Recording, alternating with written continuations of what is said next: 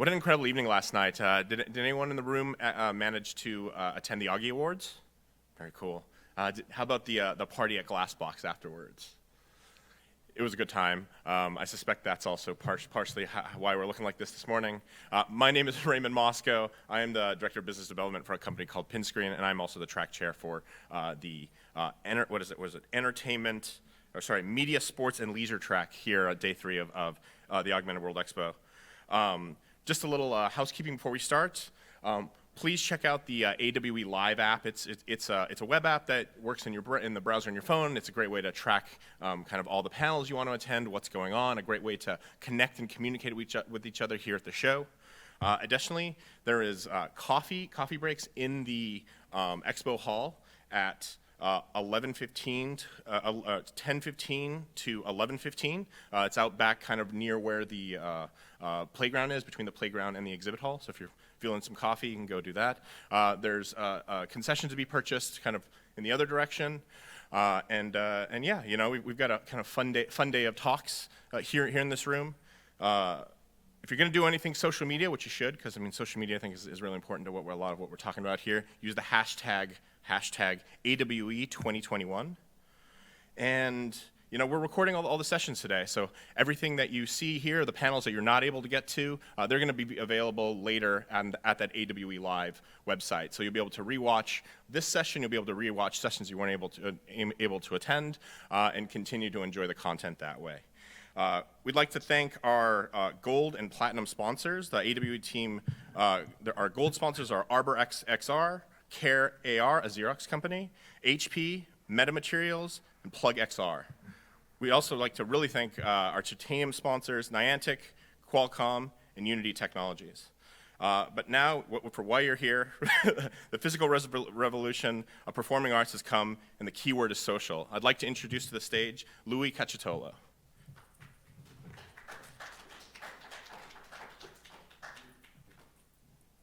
Thank you. So, thanks for all the people who came this morning. It's brave on the third day of AWE to come so early. My name is Louis Cacciuttolo. I'm the founder of VRrOOm, and VRrOOm is a company which is dedicated to create live events in social XR. So we usually, our platform of reference and the platform we often use for our live events is usually VRChat, so maybe you know VRChat. It's a social XR platforms which hosts a lot of different types of virtual worlds, and we produce our events mainly in VRChat. We also produce some of them in Roblox or in other platforms, but the examples that I will show today were all mostly done inside VRChat. So today I will talk about this social element, you know, that is very important when you create experiences in social XR. So the sociabilities of XR is really what is XR killer's app, in my opinion.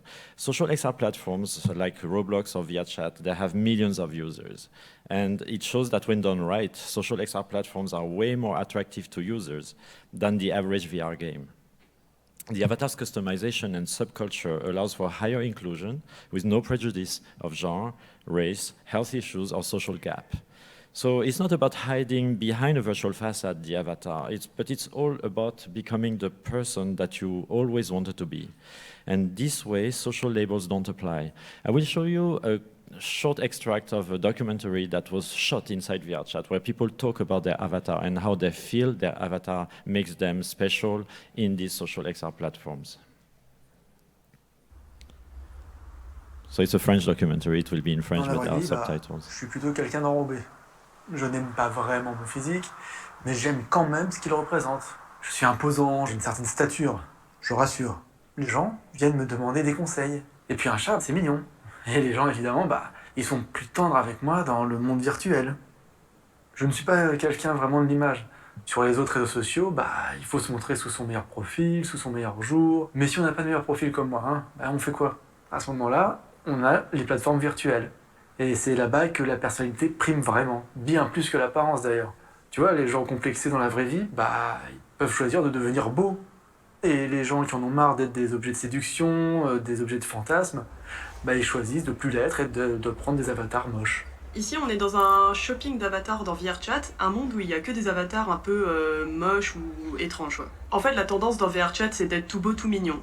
Quand tu voyages dans les mondes virtuels, tu vois des petits mangas, ils sont tout choupinous, ils ont pas trop de personnalité, et moi, ce qui m'amuse, en fait, c'est de me métamorphoser. Là, je vais te montrer la crème de la crème des avatars les plus moches que je préfère dans VRChat. Attends une seconde.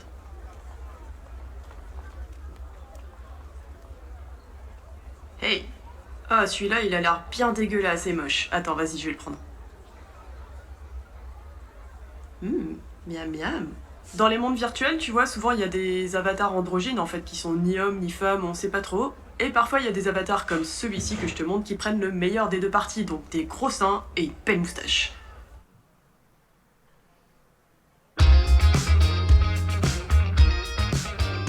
En fait, je crois que ce que je préfère vraiment, c'est les avatars asexués. Les chats, les animaux ou les boîtes de lait même. Mais mon préféré, c'est la banane. Elle est tellement cool. Elle incarne vraiment la coolitude.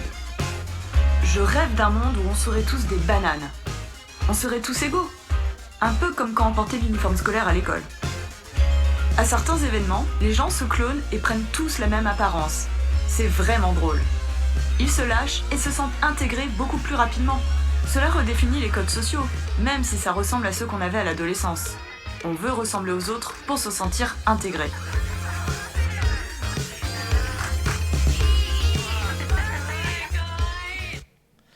So avatars are really a very important element of what defines what a social experience is in these virtual worlds where people share moments together. But social XR events are not competing with physical events. They're an extension that can bring huge benefits.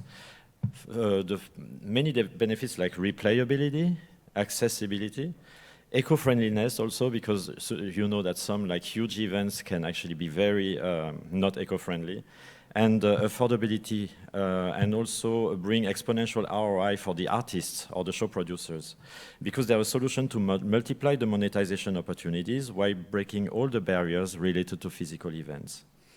So Phygital events that link the physical and the virtual events have to be social, and they even have to be even more social in the virtual world, otherwise they will fail to attract and keep their audiences. So why is a social experience so important, and why we like to share an experience, especially for live performance, together? You must know synchrony, which is a well-known phenomenon that occurs at different levels, like behavioral, physiological, or neural, and it is related to the presence of similar reactions among group members within a short period of time. So when you share an experience in a virtual world, or in a physical world, and if it's a live performance, we laugh during stand-up comedies at the same time, and when we are hearing someone laughing, it's actually very contagious. We applaud at the end of the shows, we applaud together. When you hear someone starting to applaud, normally, except if you hated the show, you want to applaud as well. You chant slogans and encores, and for singers, for example, when they sing together in a choir, there is a physiological synchrony, like the cardiac rhythm is actually synchronized. So the spectator synchrony and judgment conversions are valid precursors of specific collective outcomes of art experience. For artists, as much as for the audiences, social XR events are a solution to better convey the real-time experience and increase the likability of the performances. So why do live performances feel better? What you see here is a concert we did at New Year's Eve with Jean-Michel Jarre in a virtual Notre Dame. And this concert was actually followed by a lot of people because we broke the world record of the most streamed concert at New Year's Eve, which was with 75 million views. But this concert was produced in virtual reality, but it was also at the same time performed in live in a studio by Jean-Michel Jarre, and we had an array of virtual cameras retransmitting and broadcasting live on social media, on TV channels, etc. And this is how we got so many views. According to a study comparing recordings in front of an audience and those with no audience, the live recordings produce better audience engagement and thus sound better. suggesting that the presence of an audience enhances or facilitates the performance. People who actually blindly listen to different types of recordings when they can recognize what is a live event and what is not, and the live performances feel better. So for artists as much as for the audiences, social XR events are a solution to better convey the real-time experience and increase the likability of their performances.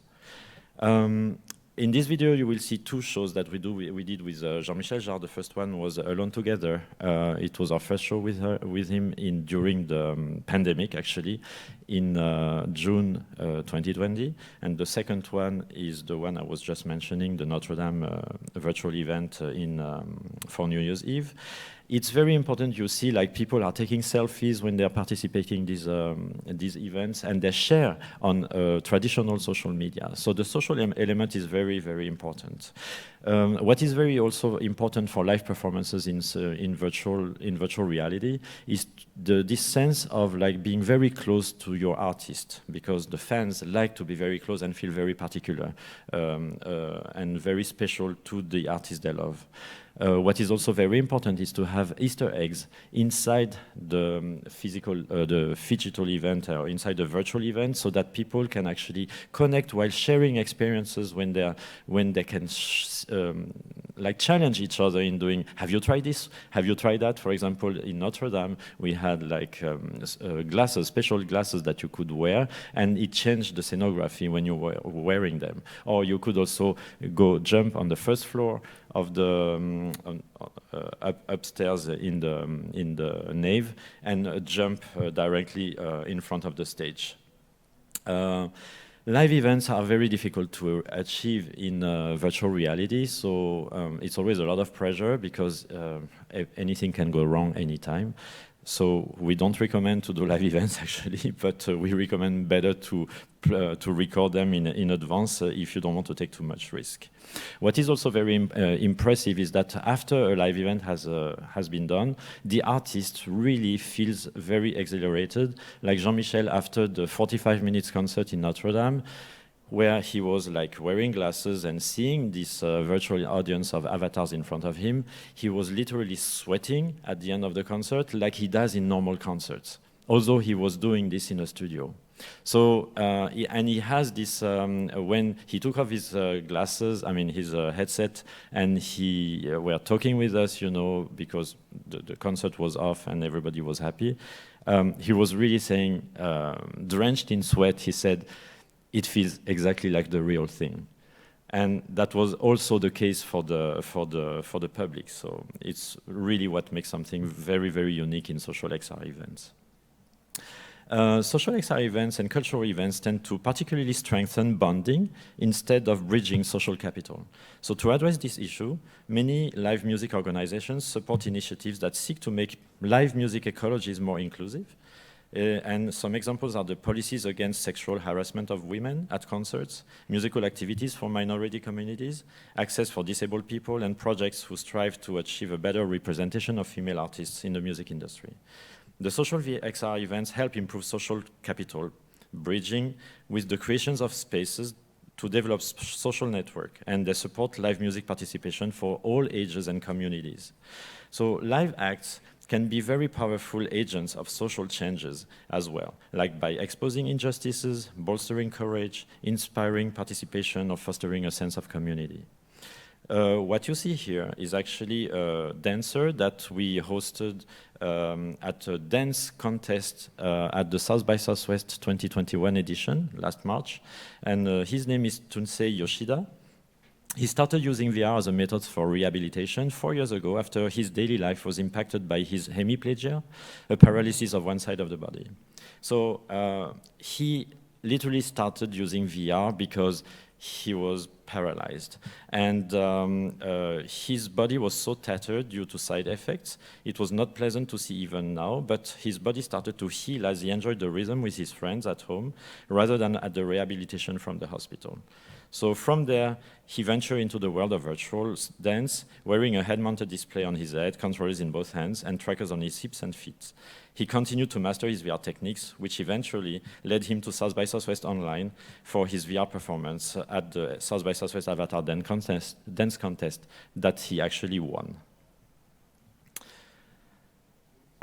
Social XR spaces can also contribute as being a solution to extend the sense of belonging beyond physical venues or era. When we did the production, when we produced the South by Southwest virtual edition in 2021 in March, we reproduced some very iconic venues of Austin, like the Mohawk or like other contemporary, all these venues where people like festival goers used to go, and they felt very grateful to relive, you know, the emotions they lived in a real life in a virtual world when it was impossible to actually do this together in real life, but they met virtually in these virtual venues. So identification with local music ecologies is very strong, and these iconic venues with a long history or with national and international recognition are really crucial for providing people with a strong emotion. For another festival which we produced inside VRchat is Go East Festival from the Deutsche Film Institute. And this promotes the creation of like different virtual creations of Eastern European artists. And you can see this reproduction of a very famous, very iconic, which is a movie theater from Wiesbaden, which is 90 years old. And people were so happy to gather in this iconic venue, even if it was stylized, you know, in order to fit the VRchat technology constraints, but they felt like they were there, like they were usually gathering in real life. So this is how we recreate, you know, Congress Avenue of Austin for the South by Southwest, and the whole world was available, you know, to explore with mini carts and even drones where you could fly over the whole scenery. And this is how it felt like when you were inside. So in this South by Southwest, we were recreating like different worlds and venues that were already existing in real life, and people had a lot of fun going from venue to venue and exploring the world and discovering actually a new kind of experience in a recreated South by Southwest venue. Social XR also offers a diversity of genres and styles, as well as spaces for musical experimentation. The number of performances, the number of venues, festivals, and spaces of music making and the diversity of cultural offerings that the Social XR platforms can offer is infinite. So Social XR events are a solution to increase the variety and enrich the proposition of otherwise dormant communities or like smaller communities. Like you can see here, that was at the Venice Biennale in September. You can see here that a party that happened one night with an underground techno culture that can be found inside VRchat, where people actually enjoy time together with a specific music genre that they identify to, and they are having a lot of fun within this kind of venues where they can have DJ parties and socialize and exchange and discover new things. Talking about discovering, Social XR platforms are also a very good way for talent, a very good host for talent development, because they can provide rehearsal spaces for emerging talent, bookings for amateur musicians, and performance opportunities for less established performers inside smaller size venues. Social XR spaces can also greatly facilitate how the artists practice, create, and meet their audiences, as they allow for coaching and rehearsals opportunities and broadcast at lower costs with unlimited access. So here are two examples of artists who we have been working with and who make the best use of the social XR platforms, you know, to promote themselves and get in touch with their audiences and their fans. So the first thing that you see here is a dome experience that has been created by Molecule, a French DJ who is traveling to the North Pole and recording the sounds of nature to create his electronic music. And he's making a very good use of how he can share his music visually and, of course, with sound with his audiences. And the second we will show in a moment is a virtual artist that we're promoting, which is totally doesn't exist in real life. I mean, he doesn't perform in real life, but he's performing on these social XR platforms, and he's actually building a community of people who is following him in social XR. And his name is his Minotaur. So here is the opening party at Venice Biennale, where he was performing live in a 3D environment and engaging with his audiences in different ways. Last, before we go to the Q&A session, when you're doing live events and live performances or festivals hosting in social XR, you have to embrace the unpredictable. And this is what makes the magic of social XR events, because it's like in real life, you never know what will happen.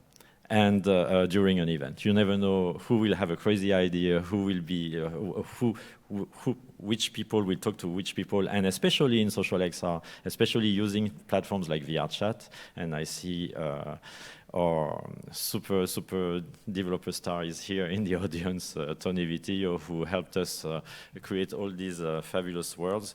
You always have probably, you know, technical problems sometimes happen, and I want to share this last video where you will see that actually it's always quite fun when things go wrong, which couldn't be happening in the real world.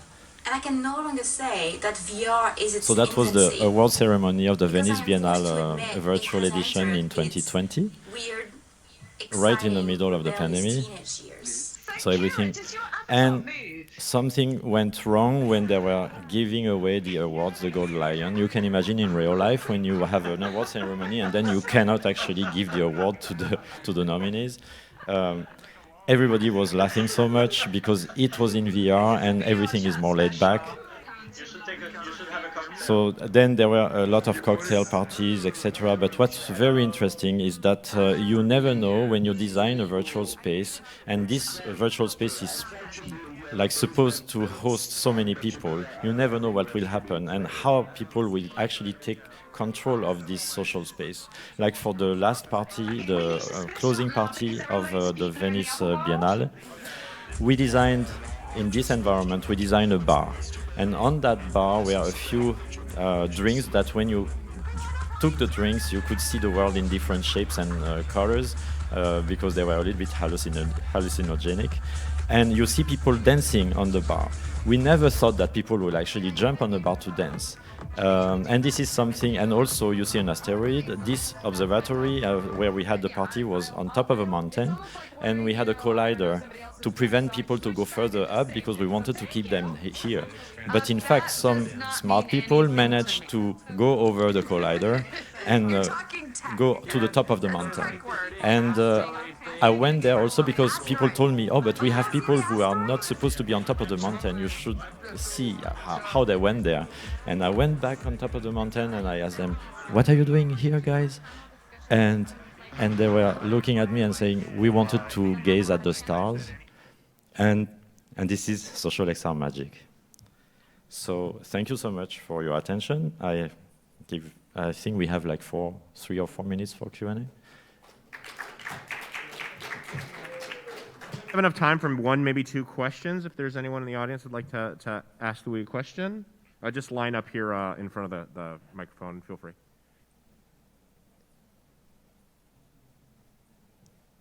If you don't have a question, no? Going forward, do you see the opportunities through VRrOOm for hybrid events that are hosted not only in VR chat but also in physical spaces?